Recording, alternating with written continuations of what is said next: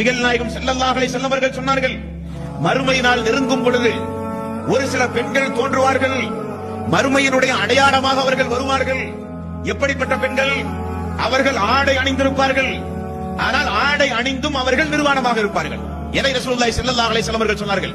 மெல்லிசான ஆடைகள், உள்ளிருக்கக்கூடிய கனபரிமாணங்களை வெளியே எடுத்து காட்டக்கூடிய இறுக்கமான ஆடைகள், ஆண்களுக்கு ஒப்பான ஆடைகள். அப்ப பெண்கள் மறைத்திருந்தாலும் அல்லாஹ்வுடைய சாபத்தை பெறுவார்கள் அவர்கள் என்று ரசூலுல்லாஹி ஸல்லல்லாஹு அலைஹி வஸல்லம் அவர்கள் ஏன் சபித்தார்கள்? மறைத்தார்கள், ஆனால் மறைக்க வேண்டிய விதத்தில் அவர்கள் மறைக்கவில்லை. முகமும் முன்கையும் தவிர அவர்கள் முழுக்க முழுக்க மறைத்திருந்தாலும் மிக மெல்லிசான, மிக மிக லேசான ஆடைகளை பெண்கள் அணிகிற காலம் இந்த காலம். இறுக்கமான ஆடைகளை அணிகிற காலம் இந்த காலம். அதை ரசூலுல்லாஹி ஸல்லல்லாஹு அலைஹி வஸல்லம் அவர்கள் சொன்னார்கள், மறுமையினுடைய அடையாளமாக அந்த பெண்கள் வந்திருக்கிறார்கள். கியாமத் நாள் வரப்போகிறது என்பதை நீங்கள் தெரிந்து கொள்ளுங்கள். அதனுடைய அறிகுறிதான் ஆடை அணிந்து நிர்வாணமாக பெண்களை நீங்கள் பார்ப்பது என்று நபிகள் நாயகம் ஸல்லல்லாஹு அலைஹி வஸல்லம் அவர்கள் சொன்னார்கள்.